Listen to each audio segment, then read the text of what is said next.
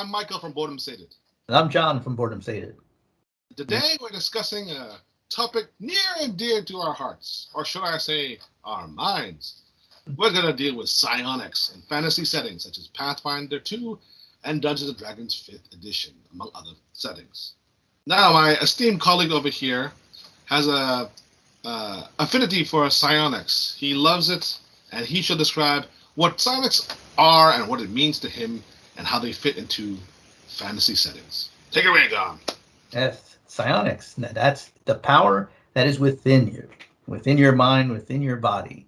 It's kind of like how the monks of Tibet, they do all these body changes where they can go into a cold room and become hot, or in a hot room and they cool themselves down just by their mind and chanting mantras and other such things. If you have not seen that is real life. That does go on. So that is kind of like the that is kind of like the real science. But in the fantasy world, it is the power within. It's usually you have psionic points. In D&D Second Edition, it was PSP, psionic strength points, I believe.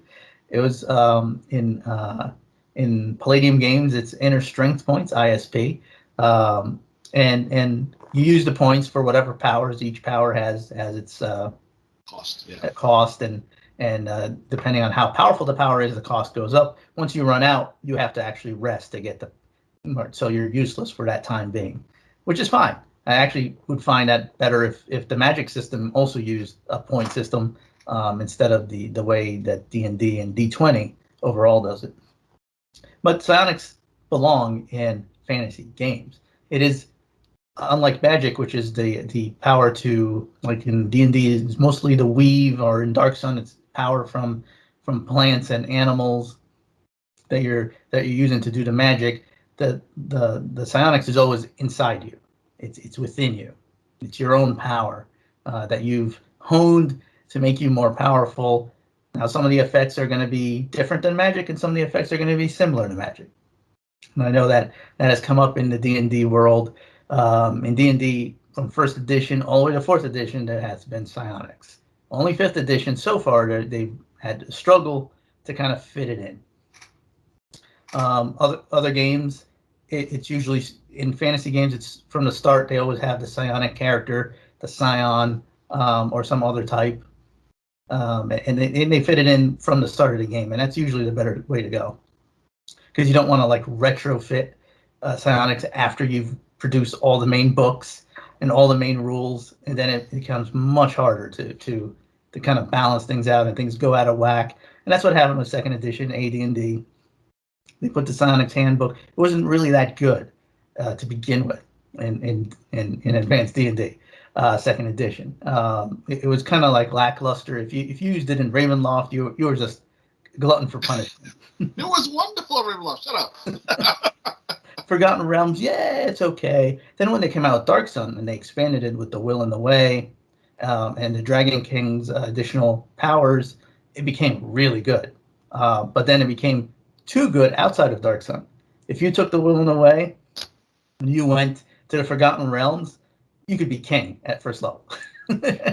Almost. You had a little village maybe, but it was really, really strong. I mean, you could teleport, you could traverse long distances, even time itself. You can make your arm into a weapon of high, like, magical type. So it was really crazy, but it was kind of cool, and I liked it. So I've always wanted to see psionics always in every edition of the D20 system. Pathfinder is completely missing. It becomes just magic. So I don't know what you think about that. Well, psionics by itself, I definitely agree, it's a different power source than anything else. Magic has always seemed to be something from, with the exception of sorcerer. Sorcerer is, a lot of it is very similar thematically to a psionicist. A sorcerer in both Dungeons and Dragons and in Pathfinder systems is someone who has innate talent. It's not, they didn't study, it's in their blood. They have a mystic, a supernatural grandfather, grandmother, father, whatever it is, ancestor, and that's how they just simply do it by instinct. And that is thematically similar to some of this how people view psychics, the psionics. They have a natural power. They just have to train themselves in order to utilize it. Or sometimes they have a mentor. But it's a lot of it is just simply, I know how to do this. I can move it with my mind. I can read your mind, whatever. And that's perception. As far as psionics belonging in fantasy, in and of itself, it should belong in fantasy because, well, it's fantastical. But on the opposite side of that, most people believe it, feel it's very much a sci-fi, belongs in the sci-fi thematically. A lot of people today, and have been for centuries, have claimed to have psychic abilities, ESP, precognition, psychomancy, which is basically, the tarot or seances, speaking to spirits, and of course telekinesis, moving objects with their mind.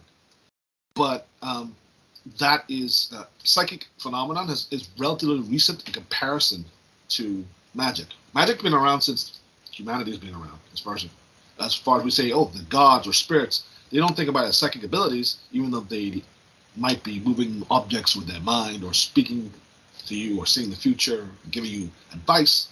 No, it's seen as magic. Divine power is seen as magic. So, and magical items like Excalibur, you don't see a psychic item, you don't know any psychic item. It's all magic. So, when people go into fantasy role-playing games, tabletop games, that's their perception. They have a medieval fantasy world which they envision the fantasy game being in, and they think of magical items, magical spells and rituals. They don't think about psychic abilities. Now, in science fiction type of games or genre, yes, psychics, they see psychic abilities there.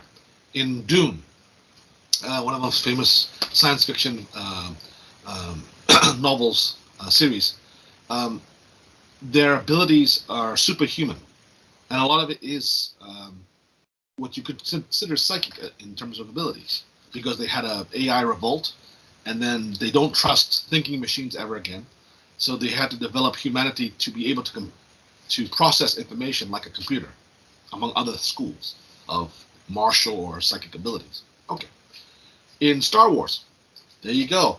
The Force sort of skates the line between magic and psionics in terms of what it is. It's a natural force, so it's like magic in that regard. It comes from without, but it also comes from within. It's your potential. Not everyone's equally strong in the Force, and you have to have training. So that's why I always thought Star Wars is a bit both science fiction and science fantasy. But as far as psionics in this, what people have as resistance to it is it doesn't add anything new. You said that a lot of psychic and psionics and magic, there's a lot of overlap in what they can do. I mean, there's telekinesis as a spell. I mean, there's some message and sending spells are basically telepathy, limited form of telepathy, but still the same thing. You have ability to transform your body in body weaponry in psychic abilities, but you also have the ability to transform it. There's all sorts of polymorph spells and beast forms and other things in magic. So there's a lot of overlap, and that's the problem. Psionics, in order to feel different, this is not always necessary, has always been a separate system almost. You already have magic, which has their spells per day, and then you have psionics in 2nd edition, and I think also in 3rd edition, that had in 2nd edition it had the PSP, and then in 3rd edition I think it had psionic power points as well. They had to pay for their abilities as well. And it seems like, even though that's relatively simplified, the 2nd edition one was yet another system to learn, and that's one of the reasons it didn't fit. And like you said, it was created well after the basic stuff had already been established, so it didn't fit very well. It's like a square cube in a round hole. It just didn't fit into other the lore and the settings. When they came up with Dark Sun, they started right at the beginning that psionics was there. The animals had psionics, the monsters had psionics, and the characters had Psionics. Thanks, thank you. So that means, okay, then you even said you need the Psionic handbook to play the game. So boom, now suddenly that became part of the foundation of the entire setting, and that's why it works. In another sci-fi setting, Warhammer 40k. Warhammer 40k both has, in the far future, they have both psychic abilities, they're called psychers that use it, and a lot of the races have a psyker type, and they have sorcerers, and they use rituals, and they actually utilize magic. And both of them draw from the exact same source, which is the warp. And they can be corrupted if they use too much of it. It's a risk every time you use it. You can be possessed, you can go mad, you can become evil or whatever, you can go insane, you can even transform. There. So as far as Psionics in a fantasy setting, I think people don't believe, one, it adds anything new, because everything psychics can do, there's usually a magic spell equivalent or something similar enough. And they have wish and alter reality, all that wonderful stuff as well. Number two, it's a separate system a lot of the times. It would be better if it used the same type of system as magic. That way there's a smooth transition. But like you said, if it's created after the fact, the further away from the base books it is, the less likely people will see it as essential. They'll see it as an option. They're like, I don't feel like it belongs. And finally, number three, thematically. If it's not part of a setting from the get-go, it's, like I said, it's annoying to try and fit it in. It doesn't feel like it's, people like, oh no, it doesn't belong, it belongs to a sci-fi setting or something like that. So I get all your points. I agree with quite a few of them. But ultimately, there's a resistance to psychic classes and the system itself. If it's not part of the lore from the beginning, system-wise, if it's different, people are just don't want to deal with another system just for a single class or two classes. And Psionics can add considerable. If I mean, thematically, you can if you create a setting that Psionics was there from right from the beginning, beautiful. People won't have that much problem. There won't be as much resistance. If you create the system similar enough to magic, so it's not too much of a different transition, it'll gel. So that's what I think of what Psionics are in fantasy. Yeah, and I think the main issue may not be the Psionics itself. It may be the magic system. The magic system in the D20 is this spells per day, and they did this to, I guess, streamline things back in the early days of D&D. I think that's the problem. Is instead of using spell points, which then you can cast whatever you have knowledge of the magic, and then the higher level magics require much more spell points, just like Psionics, and then you may need even extra batteries and things of that nature to really cast the super powerful spells, which would balance those super powerful spells. What you're thinking about is the Palladium system. I understand that, but here's the thing: it's harder to. That's I forget what it's actually called. The system of spells per day, per level, is based upon another book, a series of books from the 60s and 70s. I think from the 70s. I think a Dying Earth series of books, which is held in the very, very far future, the end of Earth, pretty much, like a million or plus million years ahead, when Earth is exhausted. And that's been part of the D&D since all editions, and that you're not going to change that. Yeah, no. I think it doesn't. I understand, but here's the thing: it's the way it's been. It's not. You're trying to reinvent the wheel. Now you're trying to invent the main setting, and again, people are not going to do that. You might find it interesting, and there is actually optional rules for that. There are optional rules for spell points and how to turn your spells per day into points. But then it's an optional rule, and I don't think you're going to have people. There's too many people that are traditionalists, are used to it the way it currently is. That's the problem. Is there's tradition in it, and you can't marry a spells per day versus a psionic point system.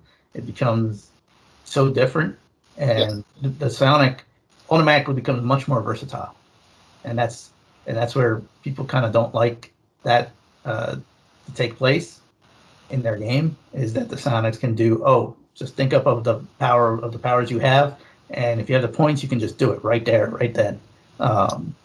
And while the magician has to actually prepare in advance to spells am I going to need for that day. You know? Yeah, I mean, the Palladium system has all been streamlined to use very similar power points for magic and for psionics. They're different, yes, they're similar. Yeah, even though they call it potential psychic energy. No magic, it doesn't work. PPE. But that's permeating the world. Right. They did it right from the beginning. They have it so that the system is pretty much the same. It's a point spending system. So they both do the exact same type of the system. The system is pretty much the same. There's a saving throws, whatever it is, and that works. D&D didn't do it. Neither did Pathfinder. We're gonna have to wait for the Pathfinder 3rd edition and D&D 6th edition. Maybe that's right. Because we're not gonna get it. In D&D, they've done psionics in every single edition. So it's very surprising that they haven't done their psionics here. I mean, they've tried with the Unearthed Arcana, with the Mystic for 5th edition, and they're trying to get it in there, and they're going to need it if they're going to do Dark Sun Campaign World in 5th edition. I'm not holding my breath at this point. Yeah. The speed at which they're going, I don't really. By the time they get to Dark Sun, we'll be in 6th edition. I know. Remember the length of every edition in D&D. It's roughly 10 years on average. I mean, 2nd edition was about, I think, 11 years, something like that. And 3rd edition, well, we'll add 3 and 3.5, also around, 8 years, something like that. And then 4th edition was only like 4 or 5, 6 years maybe. The point is, and now 5th edition is from 2014, 2015? Yeah. It's about 6 years into it, and they're still not. They barely touched They're more popular realms. They haven't really touched. But they've gotten more popular. It's about I don't know if they're going to cut it off at 10 years because this is the most popular edition of D&D. I understand, but still, it's just what history's told us. Yes. If they go by history, they're going to also introduce psionics and retrofit it into the 5th edition, which will probably cause problems, no matter what. There'll be resistance. I mean, they already have. They've already in Tasha's. Yes. They added psionics, but they weren't. They weren't really psionics. I mean, it's just like magic with a reskin. That's basically what it is. Yeah, it's very difficult to do it with the spells per day, the magic system where you're manipulating the weave and other such things, and then you have the inner strength of the psionic, and they're able to do whatever they know how to do at any time, as long as they have the spell points, or I should say the psionic strength points. It makes it difficult to fit those two systems, but they need to. They really have to go into a magic point system if they want to do it right. I think that's the only way to. They won't. You don't invent the wheel, especially like you said. This is the most popular D&D iteration ever. They're not going to reinvent the wheel because a small minority will change. They're not going to change the big system for the small system. Right. And how many classes do you actually expect to use this ability initially? 3. Maybe 2 or 3 maximum. There was in 3rd edition there was a soul knight, which is basically the rogue type. There was a scion, which is the general purpose, and there was a psi warrior. Those are the 3 main ones. I might have missed one, but basically that's what it is. I think there might be a psi healer, but it's again it's kind of pointless to have those types because they're literally the exact same thing as the fighter, the cleric, the wizard, and the rogue. It's just simply with additional powers that help you do the exact same thing that those guys can do with a little bit of magic or magic items. It's a lot of things. Are you creating something that is truly unique or different than anything else? They already have enough of that problems now with the number of classes they have. When they add new ones, are you creating something that actually is different? It doesn't make a sense to have it. Pathfinder has something similar. They have quite a few classes that are like, you have the witch. Well, we also have the sorcerer. And I mean, you have the rogue, but you also have the investigator. I mean, there's quite a bit of overlap because of this sheer number of skills they have. I mean, it is what it is. So that has been it for our Psionics in Fantasy debate and overview. If you enjoyed our video, hit the like, subscribe, hit the notification button. If you didn't like our video, hit the dislike. But try and discuss, leave a comment. And once again, I've been Michael from Boredom Stated. And I'm John from Boredom Stated. We'll see you next time.